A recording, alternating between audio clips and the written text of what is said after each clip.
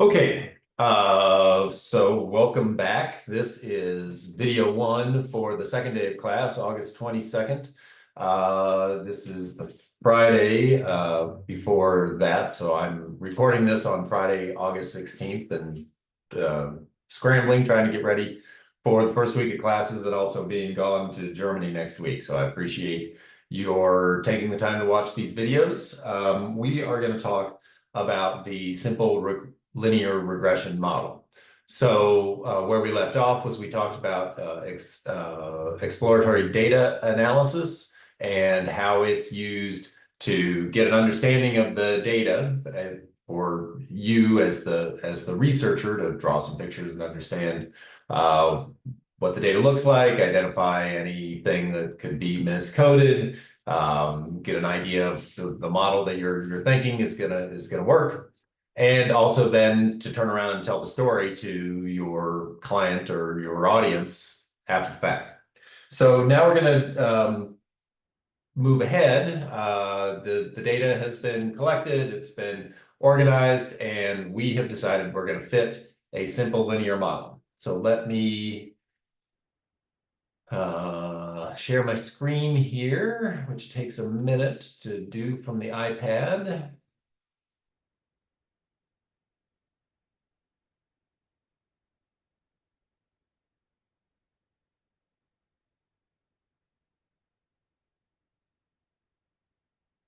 Okay, so here is where we are at in the slides.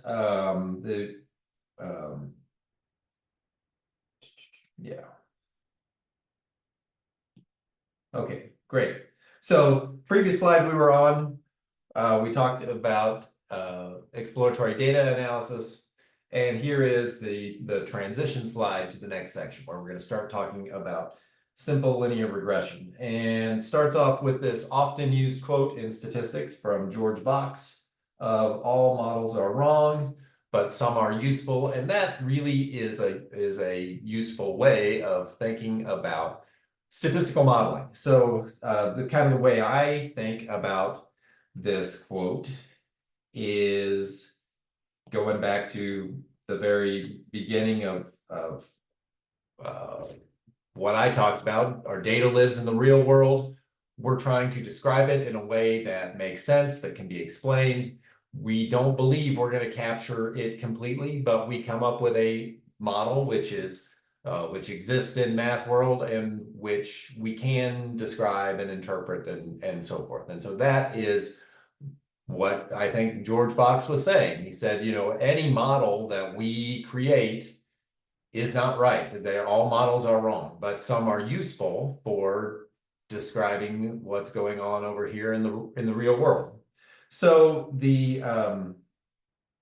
I have this bullet on this slide of example from climate science, and let me just give you an example of what I mean.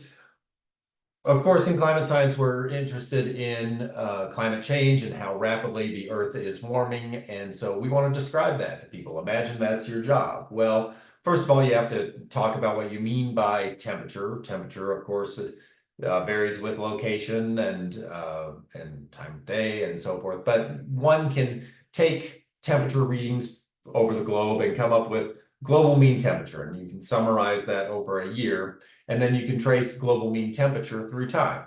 And so a simple linear regression model, which as you probably already know, but a simple linear regression model is basically going to fit a line through that data. And so X, our explanatory variable or our predictor variable would be year, Y would be our global mean temperature, and people and climate scientists that may fit a linear relationship between those. Now, climate scientists don't really believe that that relationship is linear. Evidence shows that climate change is accelerating. That's due to a number of different things. Year is not a very good predictor of temperature. A better predictor would be greenhouse gas concentrations in the atmosphere. But nevertheless, that simple model where y is global mean temperature, x is year, and we fit a line, even though we don't believe that a line is maybe the best model, it's still useful, and it gives some idea to people, to the audience, in the public in general, gets an understanding of, oh, we're seeing that temperature increase by this much every year. Well, that means this much in a decade. That means this much in 100 years. So that's an example of a model that I think everybody would admit is not right, but is still useful for the purpose of trying to describe something to the public. So we're going to talk about simple linear regression here. I am assuming that you are familiar with the simple linear regression model. We start here so that we have a common foundation to build on, and we try to make some points about the model that are useful to make now so that it makes sense as we move forward. Okay, so here's the breakdown. We are working through ideas that are presented in KNNL in chapter 1, our textbook. I'd encourage you to look at the chapter 1 in the textbook. I don't know that you need to read every paragraph, but you should be familiar with all of the ideas in the textbook. So we are going to talk about the simple linear regression model. Later on the notes, they'll call this the Gauss-Markov simple linear regression model. We'll turn around and we'll define a very, very similar model as the normal simple linear regression model. There's going to be one difference between the model here and the model there, and that difference is going to be here in the latter one. The normal SLR model is going to have an assumption that the errors are normally distributed, whereas in the first model, we won't make that assumption. And then we'll eventually move on and talk about the simple linear model written down in terms of matrices, and that is very useful for moving forward into more complicated models. So we talked about exploratory data analysis last time, and we talked about 2D exploratory data analysis, where we're trying to build, we want to understand better the relationship between two variables. X is our predictor variable, Y is our response variable, and so we'll assume that the X is known. It's not random. We will assume that the Y is random, and I'll give some more details about that in the coming slides. I called this predictor and response. There are lots of synonyms out there for predictor. Sometimes we call them covariates. Sometimes we call them the independent variable. This slide says they're sometimes called the feature. I haven't heard that language all that often. Another variable, another name that sometimes I'll use is the explanatory variable. But this is what we are using to understand how, its relationship with the response variable, which is our variable that we're trying to explain. So this can be the outcome, the response, the dependent variable. Sometimes it's called the target, but that's the setup. Now, I'm going to jump ahead. The next slide in the slide deck is, it talks about the model through this conditional expectation. I'm going to instead switch the order, and I'll come back to this slide later. So I'm going to jump ahead here.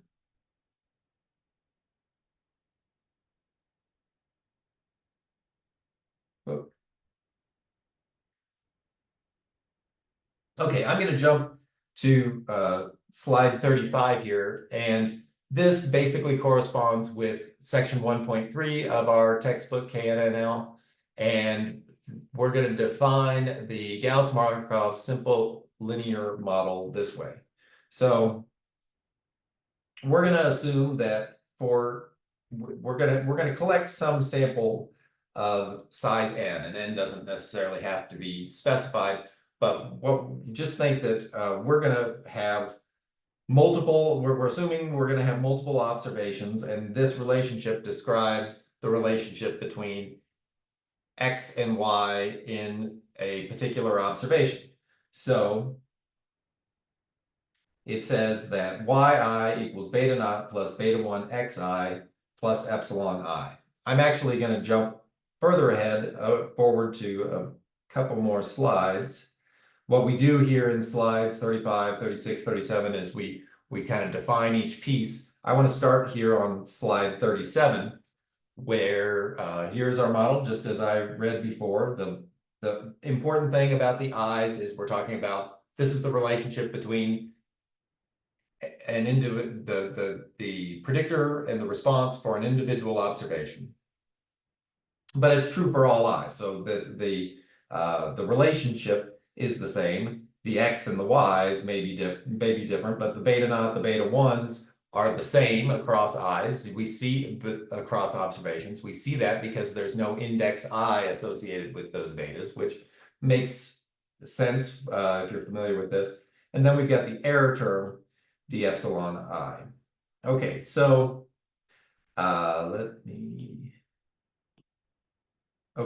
so we're going to start off by defining, by characterizing epsilon I. And epsilon I has various names. It can be the error or the noise. There are probably other terms that aren't rising to the forefront of my mind right now. But a way to look at this is, we have this piece that I just underlined, which is the deterministic part of our model. Remember, we're living in math land. We're going to assume that this model is true. If we're living in math land, there's this deterministic piece which says if xi is given, if you give me a value for the predictor xi, because we're in math land, beta naught is some value, beta 1 is some value, everything underlined is going to return a value. And if you give me the same xi for two different observations, let me say that differently. If you give me the same predictor variable, x, for two different observations, I and I prime, that underlying piece is going to be the same for those two variables. Now, the response may not be the same, and that is due to the error part. So there's kind of this deterministic part, there's this error part, and basically the only random bit on the right-hand side that's supposed to say random is the epsilon. So our model is not complete when we write this down. What we have to do is we have to specify our assumptions about epsilon I. And in the simple linear regression model, and you can follow along in section 1.3, there are these assumptions. So we assume that the expected value of epsilon I is 0 for all I. We assume that the variance of epsilon I equals sigma squared for all I. And we assume that the covariance between epsilon I and epsilon j equals 0 for all I not equal to j. So these are, the error terms are uncorrelated. And it's really tempting as a beginning stats student to say, okay, we're done, let's move on. And I encourage students who are beginning their academic journey to pause. Anytime we write down the assumptions, let's pause and let's think very carefully about what we've written, because this notation is very concise and it conveys a lot of information that can get lost. We have, for instance, if I do something like this, where I just throw an I down there, that is a very different model than the one I previously wrote down. And it's very easy to miss that fact because, gee, the only difference between what I wrote before and wrote now is this little subscript. So let me talk about that. So the first thing that we assume is that the expected value of the epsilons is 0. That's going to be critical because it's going to have important implications for the deterministic part of our model. But the error term is centered, meaning its mean, for that definition of centered, is 0. This guy is important. This one says that, hold on, that the variance of epsilon I is sigma squared for all I. So if we're on our first observation,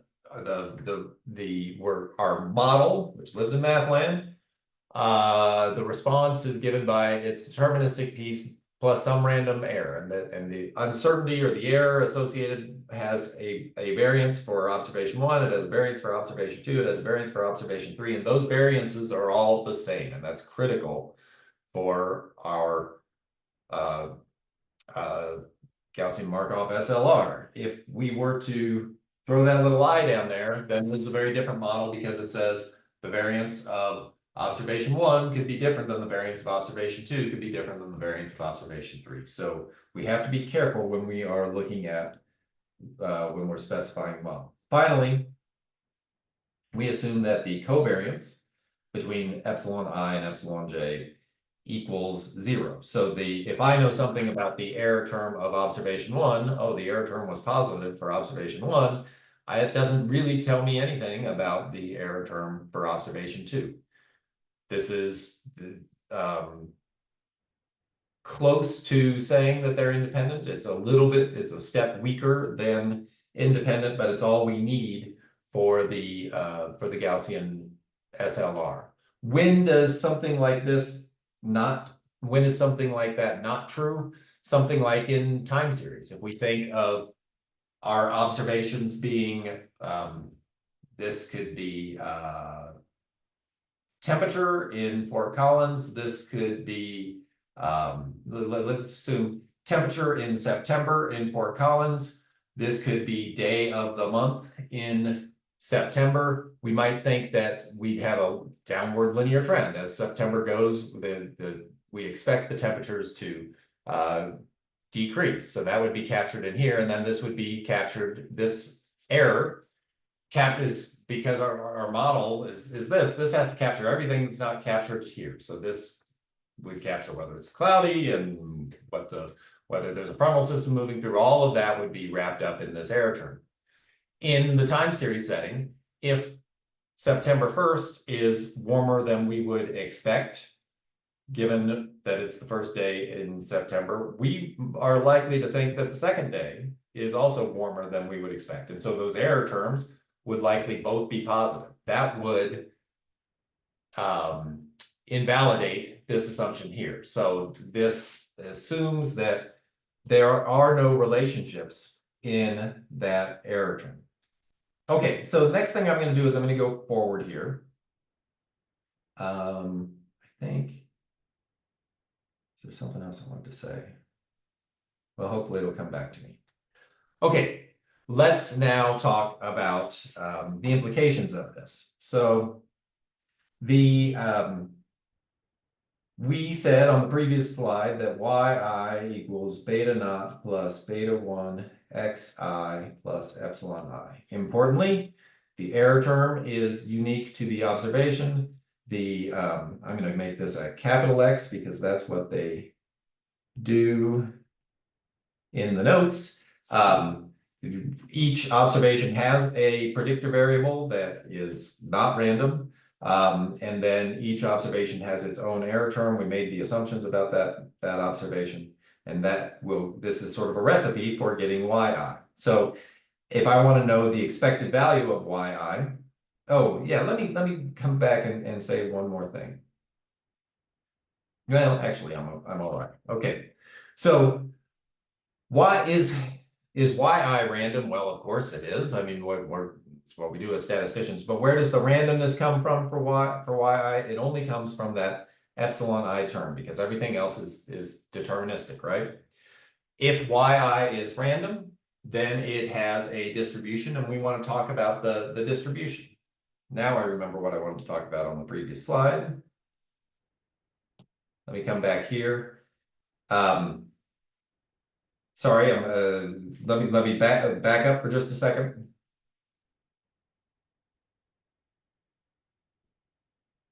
We said epsilon I is random. Anytime we think of something as random, think of it as having a distribution. And what we've done down here is we've begun to describe the distribution and really the joint distribution by talking about this covariance. We've begun to describe the joint distribution of all of these epsilon terms. But we haven't done it completely. We have not said this distribution, the epsilon i's are normally distributed. They might be a shifted chi-squared or a shifted exponential or anything. We've not specified the distribution of the epsilons. And so that's critical to this first simple linear regression model that we're going to characterize. And that's in contrast to the second thing on the outline, which we talked about earlier, which was the normal SLR. So put that in the back of your mind. We have not specified completely the distribution of the epsilon terms. We've only said that the distribution has mean zero, the epsilons have a common variance, and that they are uncorrelated. Okay, so getting back to this slide now, if yi is equal to this, we want to talk about what do we know about the distribution of yi. And so what I can do is I can apply expected value to both sides of my equation here. That gives me the expected value of beta naught plus beta 1 xi plus epsilon I. And we know, or you soon will know from 520, that expectation is linear. And so I can move this expectation into this bracket and I can apply it to each piece. And so let me do that. I get the expected value of beta naught plus the expected value of beta 1 xi plus the expected value of epsilon I. And we know that expectation is it's basically a function. What we do is we give expectation a random variable and it returns the mean of that random variable. So now we can do that to each piece. The expected value of beta naught is not random. Beta naught is a number. We don't know it as statisticians. Our goal is to estimate it and describe the uncertainty associated with it, but we don't think of it as random. So this expected value of something non-random just returns beta naught itself because there's nothing random going on there. All right, next we have the expected value of beta 1 xi. We have to ask the same thing. Is beta 1 random? No. It's just a number. Is xi random? And the answer is no. Even though our notes have a capital X there, our model treats x as not random. And that's basically an assumption we make for our model, for writing down this model in Mathland. And so the expected value of beta 1 xi is beta 1 xi for the same reason that we saw before, that that we're applying the expectation to something non-random. Then finally, we get to the random part. Here is the expected value of epsilon I, and due to what we said on the previous slide, we know that that is 0. So the expected value of yi is given by its deterministic piece, and if you're we basically knew that when we wrote down the model. We wrote down the model so that the deterministic piece would capture that mean behavior of yi given the information that's in xi. Okay. We can also talk about the variance of yi. So we can play this same game. We say yi equals beta naught plus beta 1 xi plus epsilon I. So I can write it this way. Now, is variance linear? No. Expectation is, but variance is not. However, what we have here is something that is not random and something that is random. And so the variance of something non-random plus a random variable is that there's no variance that comes from the non-random part. And so we can say that this is equal to beta naught plus beta 1 xi plus the variance of, I'm sorry. My mistake, I was doing math without thinking. Let me go back. The, maybe here's a way to think of it. Let's assume that we have, I haven't used z yet, so z is some random variable. I can think of some, I can think of the random variable 3 plus z. The variance of 3 plus z is going to be equal to the variance of z, because 3 is not varying, right? And in 520, you'll go through the definitions of variance and show this very trivially. So that's the rule that I'm applying here. The variance of our deterministic piece is 0. The variance of epsilon I is sigma squared. So the variance of y is random. Where does y's randomness come from? Y's randomness comes from the error, and the variance of y is equal to the variance of our error piece. Same is true for we said that the correlation or the covariance of epsilon I, epsilon j is 0. We likewise get that that implies that the covariance of yi and yj is 0. And if you just do the exercise, beta naught plus beta 1 xi plus epsilon I, beta naught plus beta 1 xj plus epsilon j. We can use our rule for covariances, and we can take the covariance of each of these pieces.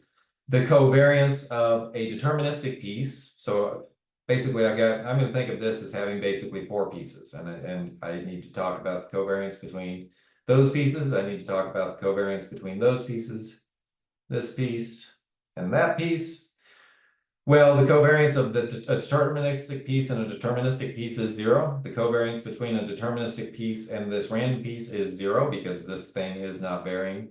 The only thing we get is the only non-zero term of those 4 terms is the covariance between epsilon I and epsilon j, which we specified to be 0. So the covariance of yi and yj is 0, as I said, for all I not equal to j. Okay, so let me go back to these slides. We've already basically talked about yi. Yi is the response variable of the ith observation. Xi is the predictor variable of the ith observation. And beta naught and beta 1, well, beta naught this looks like our linear piece, because we know that the expected value of epsilon I is 0. Beta naught is the expected value of yi if xi is equal to 0. So if I run expectation through as I did before, I get from before, we said the expected value of yi is equal to beta naught plus beta 1 xi. If I set xi equal to 0, I get 0 for this piece, and I'm just left with beta naught. So beta naught is the expected value of yi if xi equals 0. This is our intercept term. This is, of course, looking at this piece, this looks like our intercept slope term for a line, and that's exactly the way we think about it. That's why this model is so useful, is because it's so familiar. Beta 1 is it's the slope term, or it's the expected increase in y I for a 1 unit increase in xi. So if I'm looking at I'm considering two different observations, two different I is, I have I and I've got j. The xi for observation, sorry, let me just, let me compare observation 1 and observation 2. If x1, the predictor variable for the first observation, is 22, and x2, the predictor variable for observation 2, is 23, x1 is 22, x2 is 23, there's a 1 unit increase, I would expect the response of observation 2 to be beta 1 units greater than the response for observation 1. But that's an expected value. It's ignoring the error piece of each of those terms, and so we don't know that, in fact, that observation 2 is going to be 1 unit greater than observation 1. It's just based on our model, that's what we would expect. Okay, I think I'll stop this video here because I've been going for a bit, and it's easiest to break these videos into chunks that are somewhat easy to upload. So I'll stop here, and we'll pick up and continue to talk about the simple linear regression model.